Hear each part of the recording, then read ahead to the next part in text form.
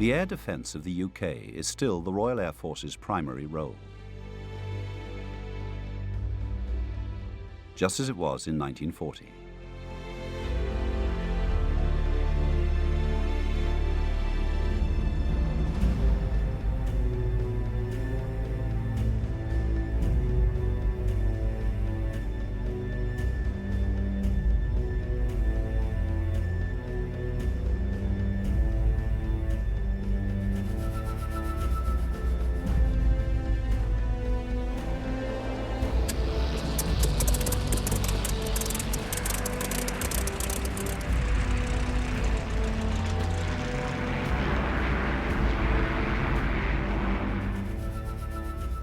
After the fall of France, the seaborne invasion of Britain was next.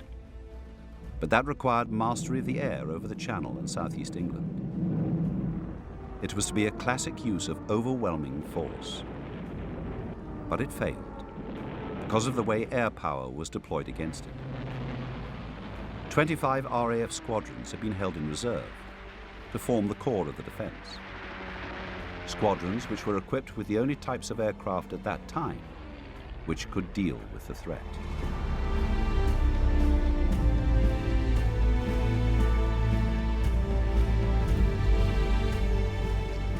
The first thing that you notice actually, once airborne, it is just an easy aircraft to fly.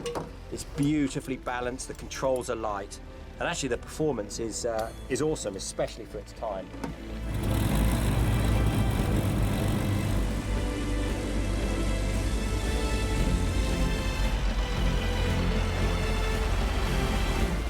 The takeoff roll, the acceleration, climbing to height is just staggering performance for a 1940s aircraft. And it's a delight to fly in terms of sort of when you would be flying it near the limit, for example, in combat. It is forgiving. It doesn't take a lot of, you can really be brutal in terms of the handling of it when you're near to sort of departing it or close to stall. She sort of shakes, but if it does stall, it's just a very benign stall, and it's really easy to sort of regain control. So it's just a delight to fly, and you can see why it was such a successful combat aircraft.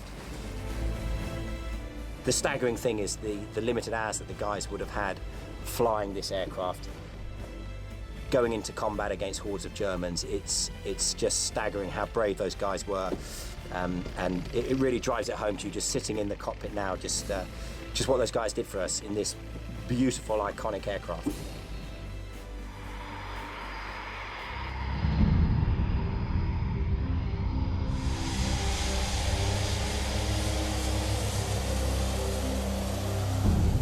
Both aircraft represent cutting-edge technology, albeit 70 years apart, and you can really see just how far technology has advanced. With Typhoon here, we have fly-by-wire computers really controlling us. But actually, the aircraft's a delight to fly, as is the Spitfire and the Hurricane. Relatively easy to fly. Clearly, the performance over the 70 years has meant that the supersonic flight, the 9G capability, the awesome climb and agility that we have in this aircraft is eye-watering. But the privilege to be able to fly both aircraft, it's just fantastic, and as I say, they just represent cutting-edge technology 70 years apart.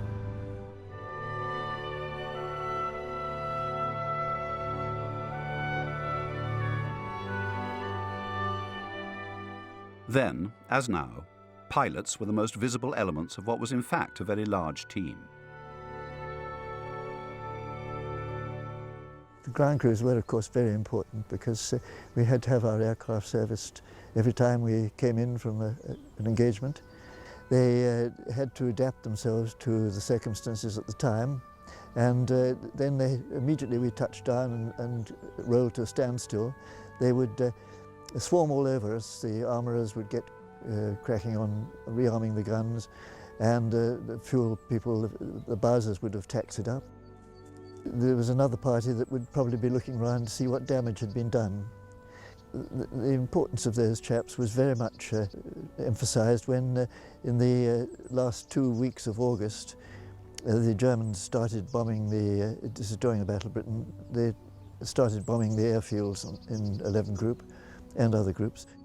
And the poor airmen got a real spanking on those occasions. They were knocked for six all over the place, but they still kept going, and when the aircraft came back, they were back on their job. And even though the various airfields were probably full of holes in the ground and sort of damaged hangars and fires and things had been started, they had a very hard time.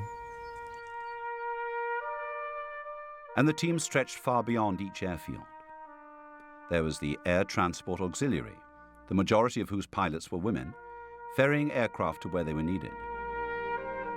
And those who detected and reported the incoming raids, with the new technology of radar and the eyes and ears of the Royal Observer Corps. Perhaps most crucial of all in the battle were the command and control structure and facilities that had been built up.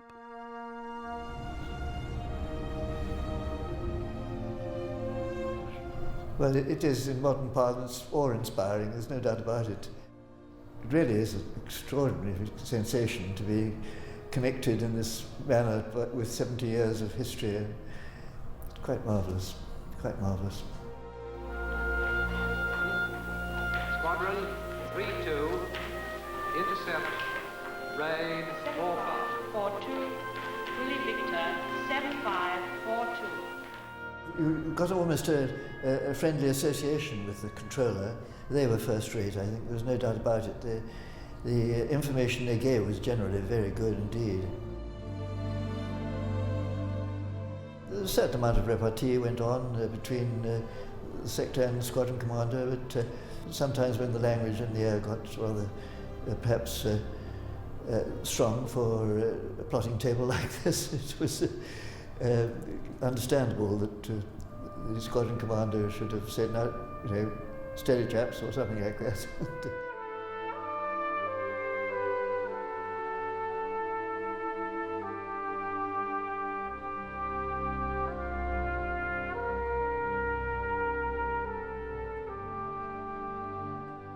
See these representatives of squadrons flying around here on the table, it really makes one think, with probably 12 aircraft to each movable block.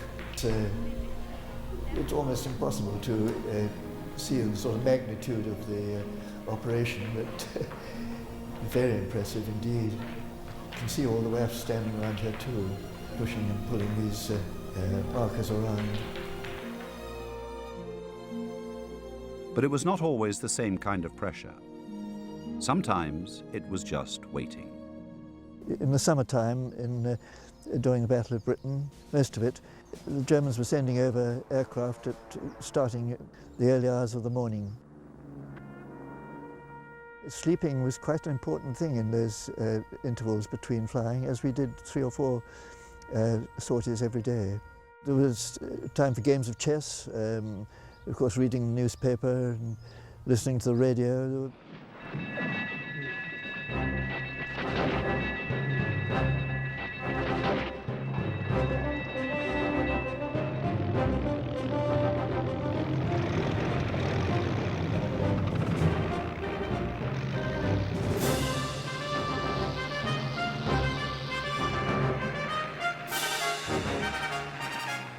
70 years ago, many pilots went into combat with little experience.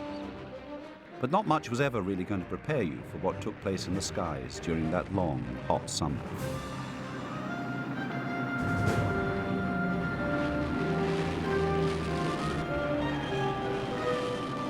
The first big collection of German aircraft that I'd ever seen was on August the 16th, 1940, and it was a time when they were sending over these enormous collections of bombers and fighters, perhaps 50 bombers at a time, which is an incredible sight. Then with, say, 50 Messerschmitt 109s and 110s hanging around too. When one had perhaps never seen a German aircraft, even one single one before, it really was a very startling sight.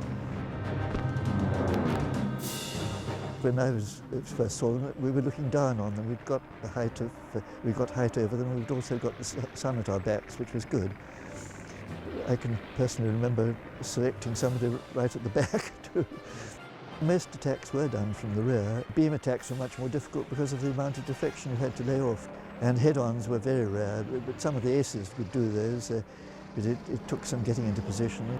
But they were very scarifying for the enemy to have a head-on attack. I did have one bad experience of being shot up on September the 11th, 1940. We'd been tackling a whole bunch of aircraft that had come in, and they went into what they called a defensive circle, which was a cunning trick they had of going round so they could watch each other's tails the whole time. And I forgot about that. You must never enter one of these defensive circles. And in no time at all, I did receive a series of bits of damage to the aircraft. As we were sort of heading down gently towards the sea, I found that the control column was still working and I could bring it out of its dive. So I got back into the thing and found I could get back to the shore and also to West Hampton, from which we were based. So it was quite a narrow escape. I did sort of thank my guardian angel for that. It was lucky. Luck comes into all this so much. One was unlucky or lucky. At that time I was lucky.